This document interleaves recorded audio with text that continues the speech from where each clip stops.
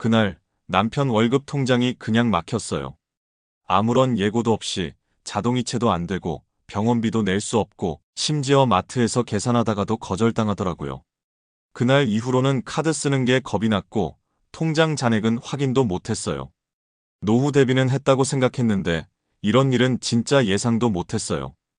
이런 이야기 정말 몰라서 손해보는 분들이 많습니다.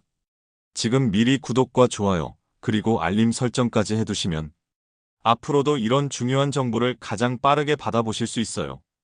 여러분의 클릭 하나가 또 다른 어르신의 노후를 지키는데 큰 힘이 됩니다.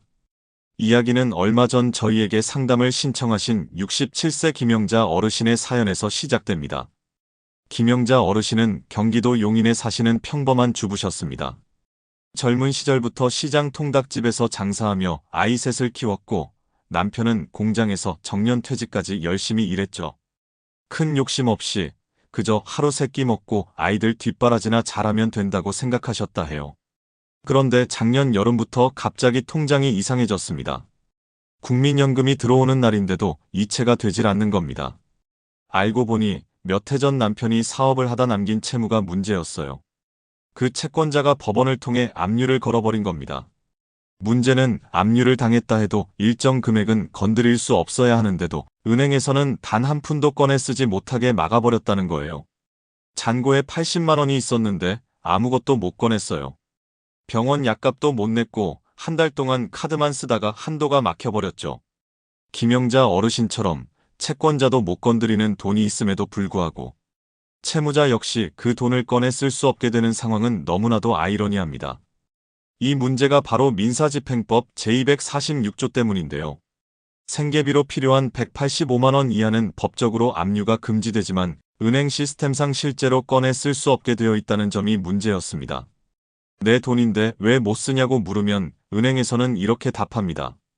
고객님이 다른 은행에 얼마를 가지고 있는지 저희는 알 수 없습니다. 잘못 꺼내드리면 책임을 져야 해서 안 됩니다. 그러면 이 돈을 찾으려면 어떻게 해야 하냐고요? 법원에 압류금지 채권 범위 변경 신청이라는 걸 내야 합니다.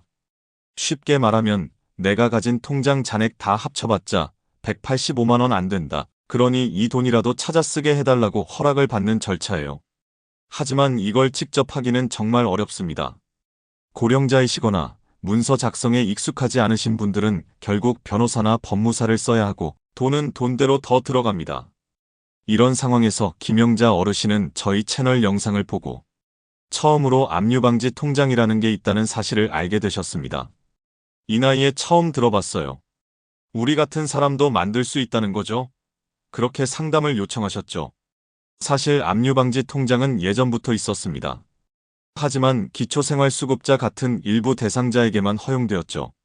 그러니 일반 국민, 특히 어르신들에겐 먼 이야기였습니다. 그런데 올해 1월 정말 반가운 뉴스가 들려왔습니다. 바로 전국민 압류방지 통장을 가능하게 하는 법안이 국회를 통과한 겁니다. 이제는 수급자 여부와 상관없이 누구나 단 한 개의 통장을 지정해 은행에서 압류방지 계좌를 만들 수 있게 되는 거죠. 그러면 그 통장에 있는 돈은 어떤 경우에도 압류가 안 되는 거예요? 김영자 어르신이 물으셨어요. 맞습니다. 일단 계좌의 잔액이 185만 원을 넘지 않아야 하고요. 초과분은 다른 계좌로 자동 이체되도록 시스템이 마련될 예정입니다. 이건 아직 준비 중이라 실제 시행은 2026년부터 가능할 거예요. 그날 상담실에서 김영자 어르신은 눈시울을 붉히셨습니다. 지금이라도 알게 돼서 정말 다행이에요. 그동안은 하루하루가 전쟁 같았어요. 내 돈인데 못 쓰는 고통, 겪어보지 않으면 몰라요. 어르신들께 꼭 말씀드리고 싶습니다. 통장이 압류당했다고 해서 다 포기할 필요 없습니다. 적어도 한 달치 생활비는 지킬 수 있는 길이 열린 겁니다. 그리고 아직 법이 시행되지 않았더라도 개인회생이나 파산, 절차를 통해 압류를 중단시킬 수 있는 방법도 있으니 너무 겁먹지 마세요. 저희 채널엔 실제로 이런 문제로 고생하시다가 희망을 찾으신 분들이 많습니다. 혼자 끙끙 앓지 마시고 주변에 꼭 도움을 요청해주세요. 당신의 이야기를 들어주는 곳은 분명히 있습니다. 이 영상이 도움이 되셨다면 구독과 좋아요, 그리고 알림 설정까지 해주세요.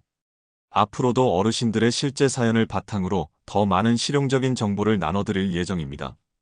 여러분의 삶에 작은 도움이 될 수 있다면 그보다 더 기쁜 일은 없습니다.